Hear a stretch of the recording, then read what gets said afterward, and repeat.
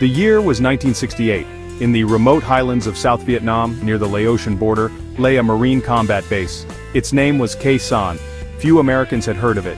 Soon, it would dominate headlines. It would become a symbol of American resolve and Vietnamese tenacity. The battle fought there would grip a nation. It would raise profound questions about the war itself. Questions about its purpose, its cost, its winnability. Khe Sanh was more than just a battle. It was a crucible. For 77 days, American Marines and their South Vietnamese allies would endure a relentless siege. They faced a numerically superior force of North Vietnamese Army regulars. The NVA sought a decisive victory, a victory like Dien Bien Phu, the battle that had broken French colonial power 14 years earlier. The comparison was chilling. Khe Sanh was a test of wills and new military doctrines. The Americans relied on overwhelming air power. B-52 bombers flew countless sorties. They turned the surrounding hills into a moonscape. The defenders on the ground fought with courage and desperation. They held out against wave after wave of enemy attacks. They endured constant shelling. They lived in muddy trenches. The siege became a focal point of the war, a microcosm of its brutality. The significance of Khe Sanh extended far beyond the battlefield. It played out on television screens across America. It fueled the growing anti-war movement. The battle for Khe Sanh was a battle for hearts and minds, both in Vietnam and back home.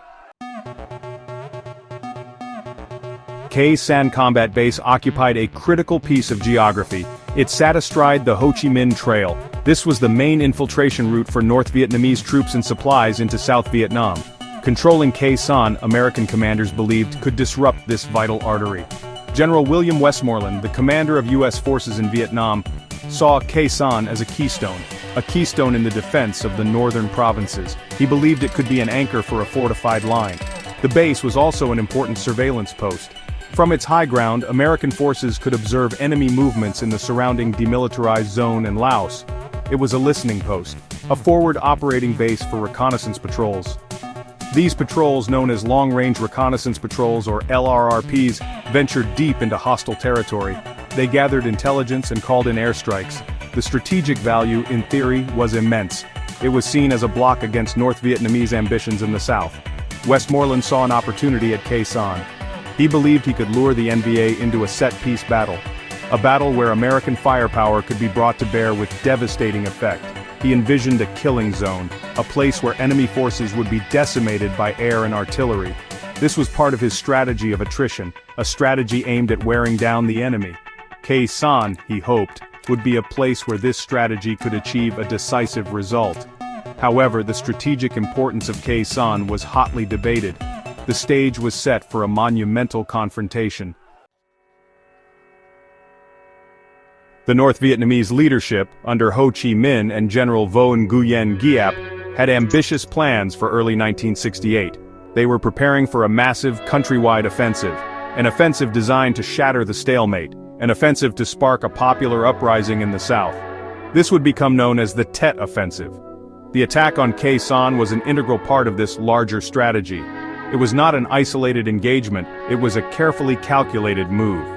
General Giap, the architect of the Dien Bien Phu victory, likely saw multiple objectives in targeting Khe Sanh. Firstly, it could serve as a powerful diversion. By drawing significant American forces and attention to this remote corner of South Vietnam, it could weaken American defenses elsewhere. It could create openings for the main thrust of the Tet Offensive in the cities and towns.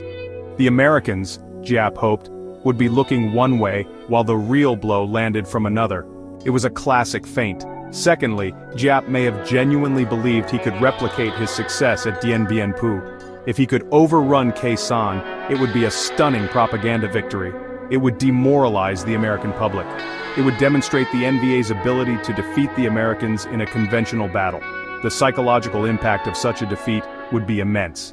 The NVA began their preparations meticulously. They were preparing to lay siege. The siege officially began on January 21, 1968, a cold, misty morning.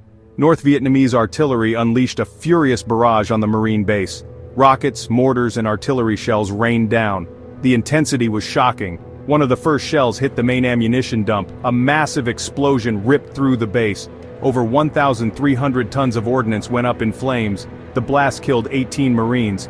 It wounded many more. It was a devastating opening blow, a clear signal of the NVA's intent.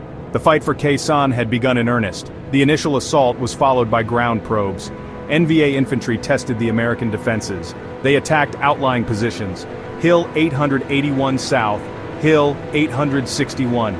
These were critical high points overlooking the main base. Fierce fighting erupted for control of these hills. The Marines fought back tenaciously. They knew their survival depended on holding this ground. The conditions were brutal. Constant shelling, close-quarters combat. The landscape became scarred, pockmarked by craters, littered with the debris of war. The American response was centered on air power. Operation Niagara, a massive aerial bombardment campaign. B-52 Stratofortresses flew high overhead. They dropped thousands of tons of bombs on suspected NVA positions. Tactical fighter bombers swooped in.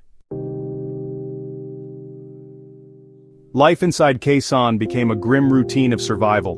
The Marines lived in trenches and bunkers, constantly under threat of enemy fire. The incoming was a daily, hourly reality. The whistle of shells, the crump of explosions. Sleep was scarce, nerves were frayed. Every movement above ground was a risk. The red dust of Khe Sanh got into everything: food, water, wounds. It was a constant, gritty reminder of their precarious existence. The landscape was a desolate wasteland, charred and barren. The human cost mounted steadily. Casualties from shelling, casualties from sniper fire, casualties from disease. The wounded were evacuated by helicopter when possible, but bad weather or intense enemy fire often made that impossible. Medical facilities were overwhelmed.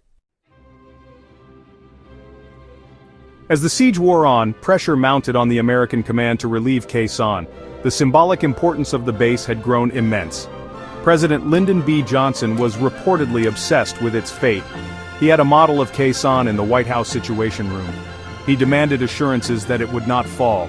The memory of Dien Bien Phu loomed large. A defeat at Khe Sanh would be a political disaster, a military humiliation. Something had to be done to break the siege. On April 1, 1968, Operation Pegasus was launched. It was a large-scale ground offensive, a combined force of U.S. Army, U.S. Marines, and South Vietnamese ARVN troops. The 1st Cavalry Division, Airmobile, spearheaded the attack. They leapfrogged forward using helicopters, establishing fire bases, clearing enemy resistance along Route 9, the main road leading to Khe Sanh. The NVA offered sporadic resistance, but they did not mount a major stand against the relief column. Their main forces seemed to be melting away. The progress of Operation Pegasus was swift, relatively speaking. The engineers worked to repair bridges and clear the road. The infantry pushed forward. On April 6th, elements of the 1st Cavalry Division linked up with the Marines at Khe Sanh. The siege was officially lifted after 77 days of isolation and bombardment. The sight of fresh troops, the arrival of supplies by road, it was a moment of profound relief for the defenders. Who truly won at Khe Sanh? The question is complex. It remains debated to this day. On a tactical level, the Americans could claim victory. The base was held, the siege was lifted. The NVA suffered enormous casualties. Estimates range from 10,000 to 15,000 killed, compared to American losses of several hundred killed in and around the base itself. The sheer destructive power of American air power had been demonstrated. The killing zone strategy, in a narrow sense, had inflicted a terrible toll on the enemy. However, from a strategic perspective, the picture is murkier. The North Vietnamese may have achieved their primary goal. Khe Sanh did divert significant American attention and resources just as the Tet Offensive was launched across South Vietnam. While the Marines at Khe Sanh were under siege, NVA and Viet Cong forces attacked cities and towns. They even breached the walls of the U.S. Embassy in Saigon. The Tet Offensive shocked the American public. It shattered the illusion that the war was being won. It eroded support for President Johnson's policies. Indeed, shortly after Khe Sanh was relieved, the Americans made a stunning decision. In July 1968, the base was abandoned. It was dismantled, destroyed.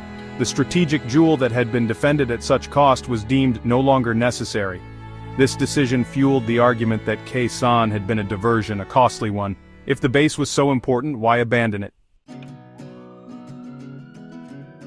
The Battle of Khe Sanh occupies a unique and somber place in the annals of the Vietnam War. It was a battle of extraordinary ferocity, a battle of incredible endurance. For the Marines who defended it, it was their Iwo Jima, their chosen reservoir. a testament to their courage and resilience in the face of overwhelming odds. They had faced down a determined enemy, they had survived a relentless bombardment, they had held their ground. Their sacrifice was undeniable, their bravery unquestioned. Yet, Khe Sanh also embodies the strategic ambiguities of the Vietnam War. Was it a necessary stand or a costly mistake? Was it a victory for American firepower or a diversion that played into the enemy's hands? These questions continue to be debated by historians, by military analysts, by the veterans who fought there. There are no easy answers. The truth, as is often the case in war, is complex, shrouded in the fog of conflicting narratives and painful memories. It remains a touchstone for understanding the war's complexities. The battle had a lasting impact on American military thinking. It highlighted the effectiveness of air power in a siege situation, but it also underscored the limitations of purely conventional approaches in an unconventional war. The decision to abandon the base shortly after its relief raised fundamental questions about American strategy and objectives. Today, Khe Sanh is a quiet place. The scars on the landscape have slowly healed, but the echoes of the battle remain.